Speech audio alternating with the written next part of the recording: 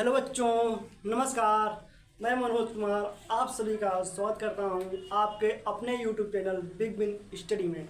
आशा करता हूं कि आप सब अच्छे होंगे और आप सबकी पढ़ाई अच्छी चल रही होगी, ठीक ना। और हम आप सबको पूर्ण संख्या तक पढ़ा चुके हैं, उसके आगे हम आपको पूर्णांक पढ़ाने वाले हैं, ठीक ना। आप सब बस नंबर के बारे में जानते चले जाइए, ठीक ना। उसके बाद अगर आप लोग को डाउट रहेगा इसके बारे में कि संख्या कैसी कैसी होती हैं, तो उसका हम एक अलग से वीडियो बना देंगे। आप लोग उसको देख लीजिएगा और अच्छे से पढ़ लीजिएगा और समझ लीजिए, ठीक ना। आप लोगों को कोई प्रॉब्लम नहीं होगी। बस हम तक कि चैप्टर जल्दी से स्टार्ट कर दें ताकि आप लोगों भी टाइम खराब ना जाए, इसलिए हम सब कुछ जल्दी जल्दी कर रहे हैं, ठीक है बच्चों। चलते हैं हम पूर्णांक संख्या के बारे में जानते हैं। पूर्णांक संख्या, ठीक ना। जैसा कि आप सब जानते हैं पूर्णांक संख्या क्या होती है। पूर्णांक संख्या वह संख्या होती है जो धनात्मक भी हो, ऋणात्मक भी हो और शून्य हो। मतलब बोले तो पूर्णांक संख्या तीनों अवस्थाओं में हो सकती है, ठीक ना। उसी को हम पूर्णांक संख्या कह सकते हैं। जैसे एक अंडरलाइन खींचते हैं, ठीक है, संख्या रेखा क्या बोलते हैं, संख्या रेखा। संख्या रेखा के मध्य में क्या होता है, जीरो होता है। क्या होता है, जीरो होता है, ठीक ना।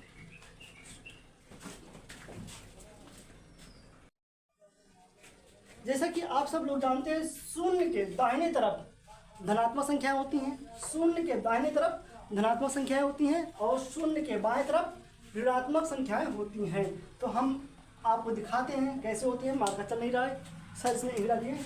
इसे +1 +2 +3 +4 सो ऑन इनफिनिट तक का। अब जब इसका बाएं तरफ शून्य के जब हम बाएं तरफ चलते हैं तो क्या मिलता है, मुझे ऋणात्मक संख्याएं मिलती हैं। शून्य की जब हम बाएं तरफ चलते हैं तो क्या मिलती है, मुझे ऋणात्मक संख्याएं मिलती हैं। क्या मिलती है, ऋणात्मक संख्याएं।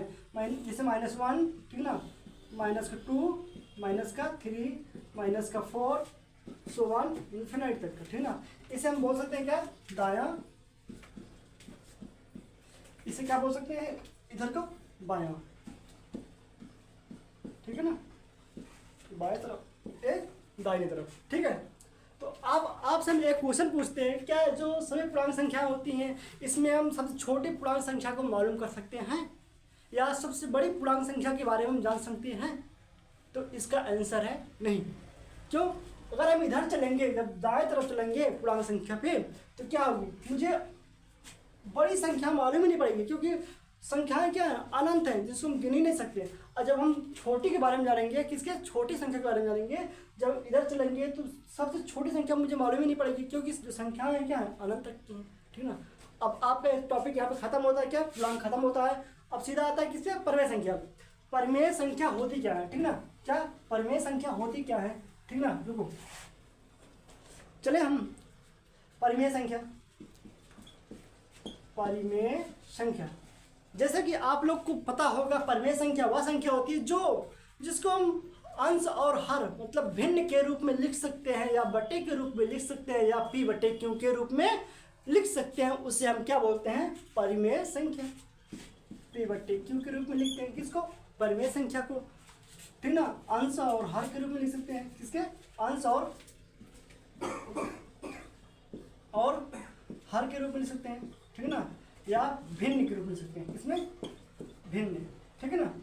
ये क्या है, परमेय संख्या है। जैसे एग्जाम्पल में 1/2, 3/2, 5/7, मतलब हम बटे के रूप में कुछ भी लिखे, जहाँ माइनस में लिखे, जहाँ प्लस में लिखे, ठीक ना।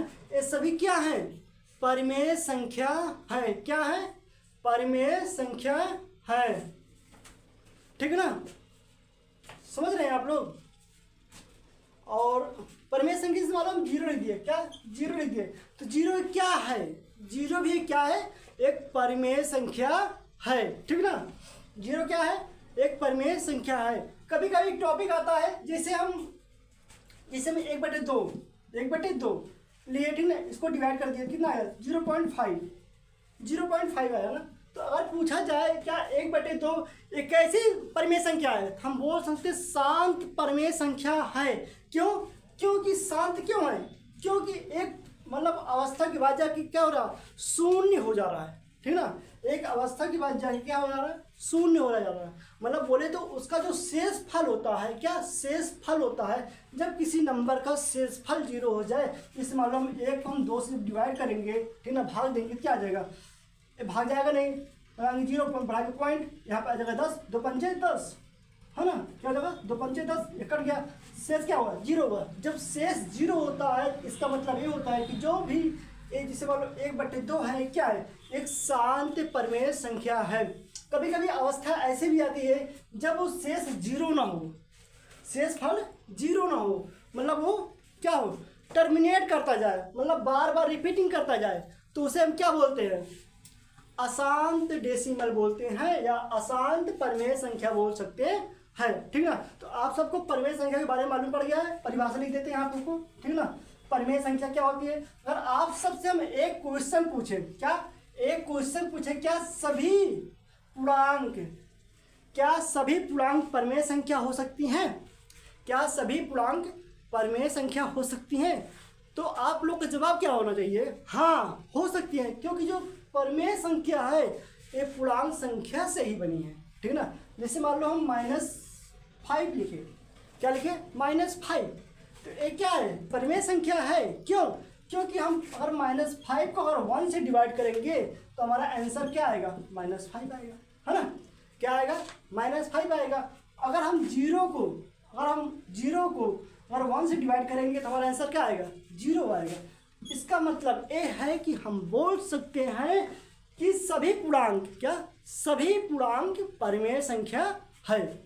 यहाँ तक बात समझ में आप लोग कोई दिक्कत नहीं है। चलते हैं आगे, अपरिमेय पे, किस पर, अपरिमेय संख्या पे, किस पर,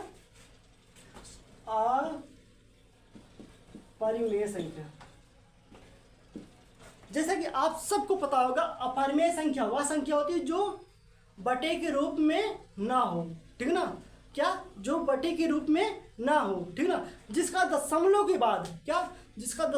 के बाद कोई भी नंबर रिपीटिंग ना हो, ठीक ना, मतलब बार बार रिपीट ना हो, ठीक, रिवाइज ना हो, उसे हम क्या बोलते हैं, अपरिमेय संख्या। जो करड़ी के रूप में हो, क्या हो, करड़ी के रूप में हो, वो क्या होता है, अपरिमेय संख्या होती। जो पाई होता है, पाई, ठीक ना, पाई जो होता है ये भी क्या होता है, अपरिमेय संख्या होती है। पाई अपरिमेय संख्या क्यों होती है, इसके बारे में हम आपको एक अलग से वीडियो बनाएंगे, उसमें हम आपको बताएंगे कि जो पाई होता है ये अपरिमेय संख्या क्यों होती है, इसके बारे में आप सभी को अच्छे से जानकारी हम देंगे, ठीक ना। अभी बस हम आप सबको चैप्टर पे ले जाना चाहते हैं बस में जल्दी से, ठीक ना। तो यहाँ तक बात समझ आई। वह संख्या क्या, वह संख्या जिसे हम P/Q के रूप में नहीं लिख सकते, क्या नहीं लिख सकते, उसे हम क्या बोलते हैं, अपरिमेय संख्या बोलते हैं। उसे हम क्या बोलते हैं, अपरिमेय संख्या बोलते हैं। आप लोग को समझ में आया, ठीक ना। जैसे मान लो क्या, √2, 2 + √2, ठीक ना, पाई, -2 √2, ठीक ना, ठीक ना। जैसे 0.1011101110 ऐसे बढ़ता चला जाएगा। यहाँ पे देखो रिपीटिंग हो रहा है, रिपीटिंग नहीं हो रहा ना, इसका मतलब ये क्या है, ये अपरिमेय संख्या है। जैसे मान लो हमने लिख दिया क्या, 0.10101010, यहाँ पे क्या हो रहा है, रिपीटिंग हो रहा है, क्या हो रहा है, रिपीटिंग हो रहा है। इसे हम क्या बोल सकते हैं, ये परिमेय संख्या है, ये क्या है, अपरिमेय संख्या है, ठीक ना। इसे हम क्या बोलेंगे, परिमेय संख्या, क्या बोलेंगे, परिमेय संख्या, इसे क्या बोलेंगे, अपरिमेय संख्या, ठीक है ना। ये बात समझ आप लोग को आई। तो आशा करता हूँ कि आप सबको यहाँ तक का हर एक कंसेप्ट समझ में आया होगा। हम आपको अगले वीडियो में नेक्स्ट चैप्टर, मतलब जो पहला चैप्टर हमारा स्टार्ट होगा, ठीक ना, उसको हम आपको अच्छे से विधिवत ढंग से पढ़ाने वाले हैं, ठीक ना। बाय, आप सबसे बाद में मिलते हैं, ठीक है।